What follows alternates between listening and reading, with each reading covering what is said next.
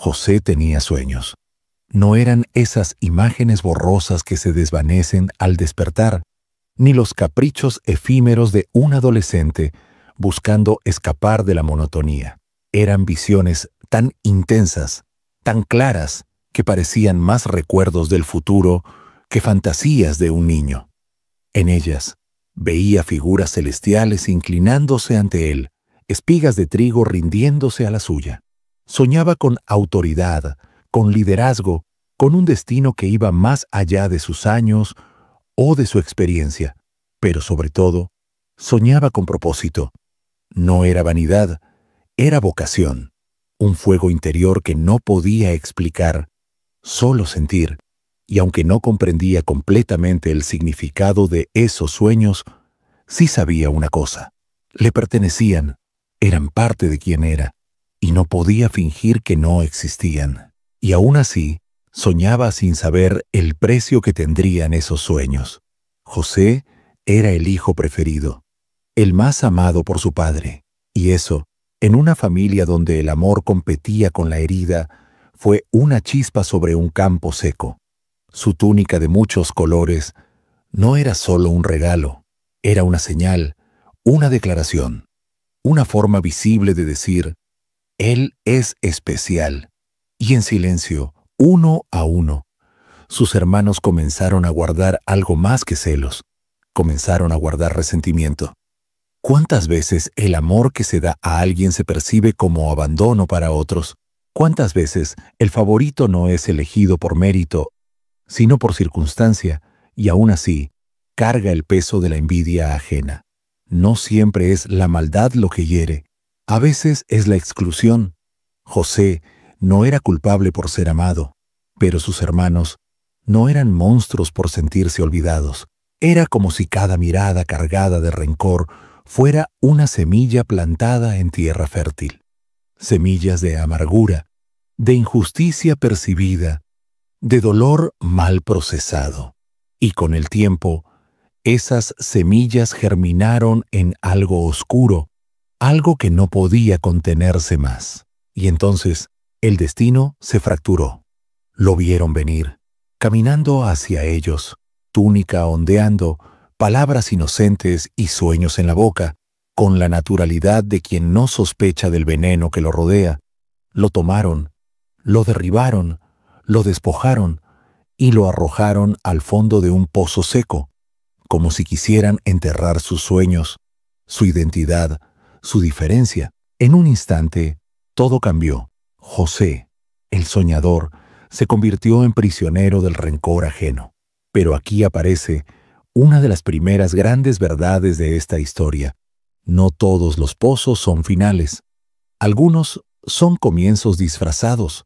Algunos pozos no son tumbas, sino vientres, lugares donde lo viejo muere y lo nuevo empieza a formarse.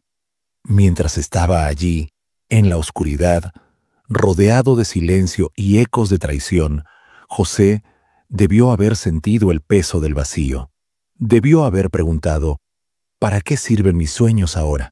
¿Qué queda de mi propósito cuando estoy abandonado? Pero tal vez, en ese lugar solitario, también encontró algo inesperado: quietud, claridad y espacio para escuchar algo más profundo que las voces de sus hermanos. Escuchó algo dentro de sí. Tal vez, incluso, escuchó una voz más antigua que la humanidad misma. Lo vendieron como esclavo. Una transacción fría, brutal, como si el valor de una vida pudiera medirse en plata, como si la sangre compartida no importara. Y mientras José era llevado a una tierra desconocida, sus hermanos volvieron a casa con una mentira ensangrentada. El dolor de José era real, el abandono, la traición, la humillación, todo eso lo acompañó a Egipto. Pero más allá del dolor, había una elección invisible, una decisión que solo se hace en lo profundo del alma. ¿Voy a dejar que el odio me moldee? ¿O voy a resistir en lo que soy, incluso cuando el mundo intente quebrarme? José eligió, no con palabras, sino con actitud. Decidió mantener su integridad. Decidió servir con honestidad, trabajar con honor, vivir con dignidad. En casa de Potifar, José eligió ser fiel, eligió ser íntegro, y fue honrado por ello. Recibió responsabilidad, confianza, respeto, hasta que, nuevamente, el mundo le dio la espalda. Fue falsamente acusado, traicionado por una mujer cuyo deseo fue rechazado y cuya venganza fue cruel. Fue lanzado a prisión sin justificación, sin defensa, sin esperanza visible. ¿Cuántas veces hacemos lo correcto y lo que recibimos es castigo? ¿Cuántas veces el mal parece triunfar sobre la verdad? ¿Cuántas veces nos preguntamos si merece la pena seguir siendo buenos, si hay algún sentido en mantenernos firmes, cuando todo parece conspirar contra nosotros?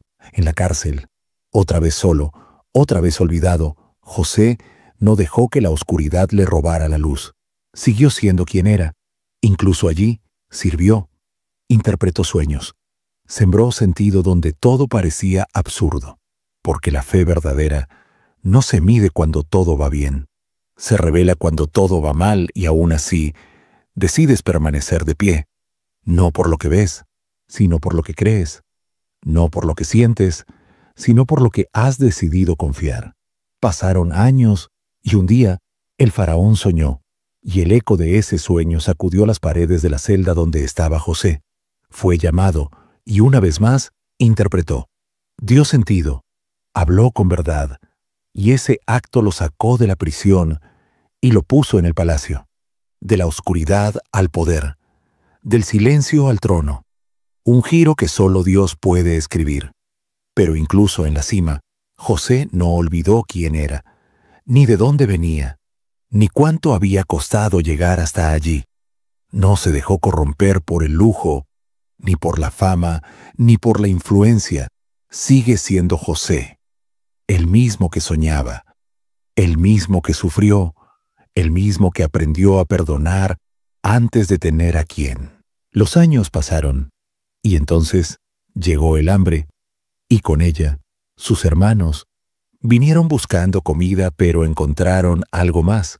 José los vio, y todo lo que había enterrado en su alma volvió, la traición, el dolor, pero también el amor. Porque perdonar no es olvidar, es recordar sin que el recuerdo te domine, es mirar al rostro del que te hirió, y aún así, elegir no devolver el golpe.